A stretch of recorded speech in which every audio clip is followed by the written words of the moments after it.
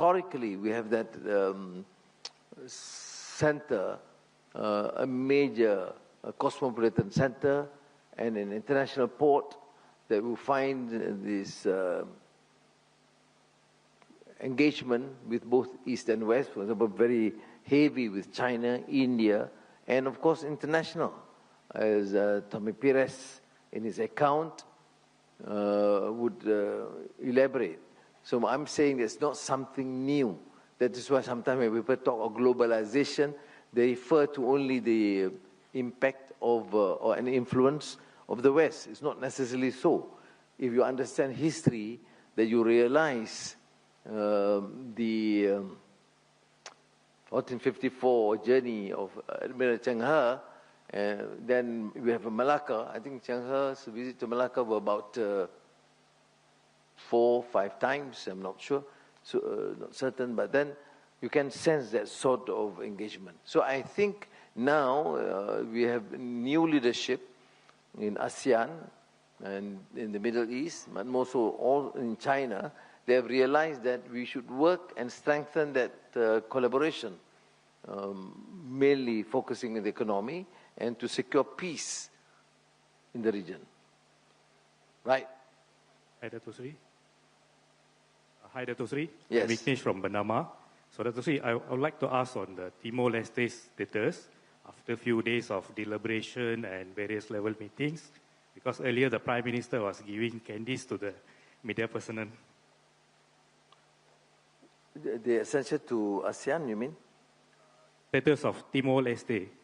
Well, Timor-Leste was considered. Of course, we have been working very hard. There were, parameters and pillars that need to be met: political, economic, legal, and they have tried very hard. Malaysia and a number of Indonesia and a number of countries have assisted in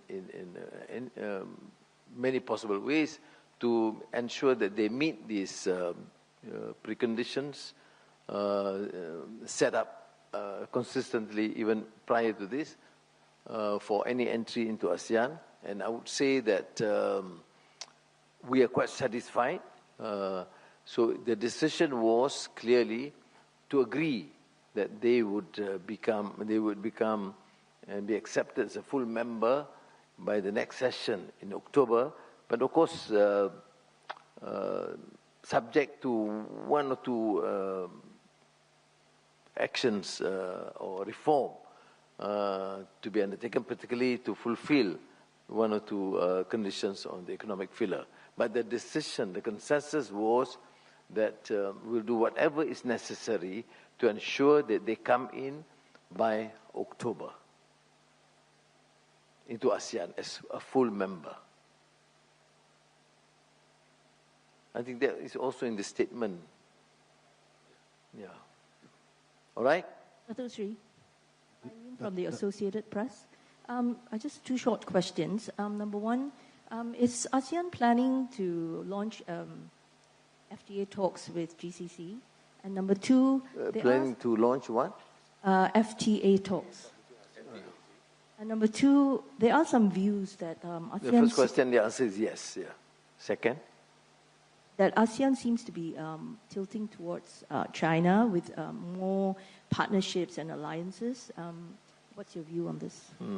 There's been this perception all along. That's why I made it clear in my original statement to the ASEAN leaders that on the after the recommendations by the foreign ministers in their first meeting in January in Langkawi, is to continue to engage both with the United States and China, at the same time with other countries.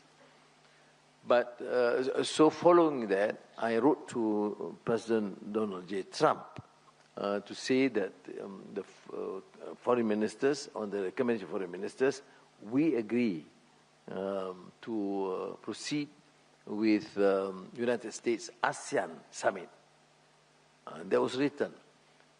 Then we have this ASEAN GCC China summit. So I don't think it's tilting in any way. I mean, if it's tomorrow I receive a letter from President Trump to say, yes, we'll have a summit in June, or not June, it's too fast, but then the next few months, we don't have a problem. What is ASEAN's position? It's centrality. What is the focus? Welfare, well-being of our people, economic relations, trade, investments. So if it means working with the Chinese, yes, we'll do. The United States, yes, we have to, because as you know, Malaysia in particular is considered to have become the hub for semiconductor, and over 60% of our exports are to the United States. It makes a lot of sense to continue to engage and have reasonably good relations. One last question from the media. I'll try one more time. That is Sri Jan Hino from AFP. Perhaps it's a forward-looking question. I think my colleagues have asked most of the other questions that I wanted to ask, but perhaps it's a forward-looking question.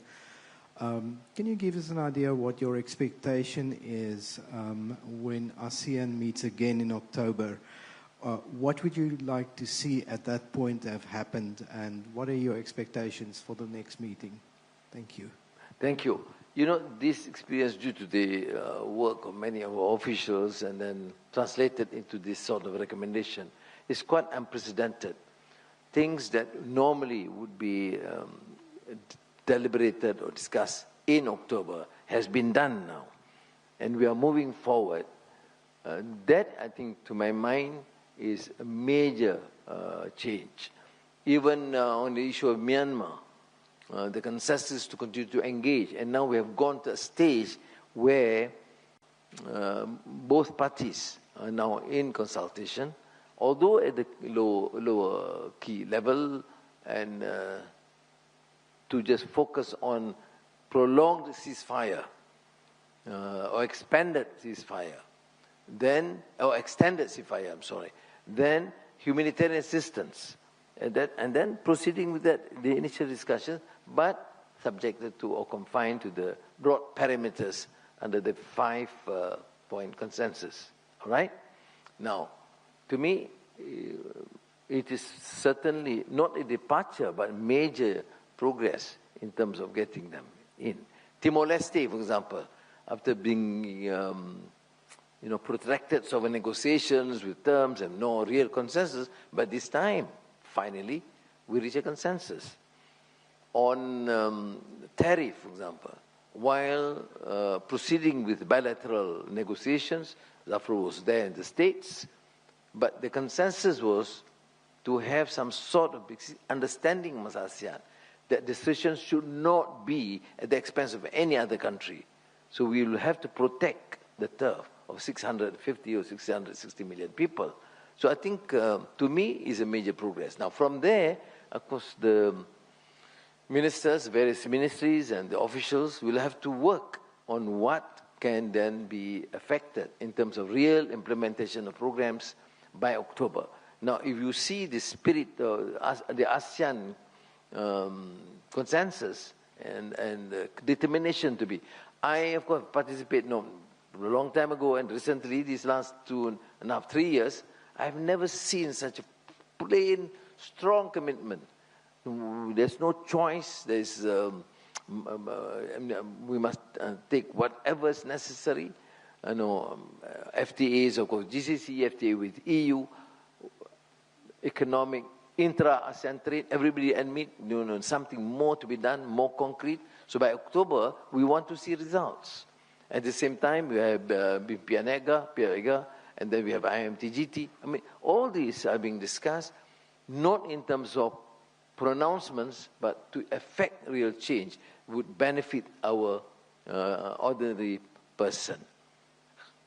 And I really sense this as a huge, dramatic change in terms of attitude.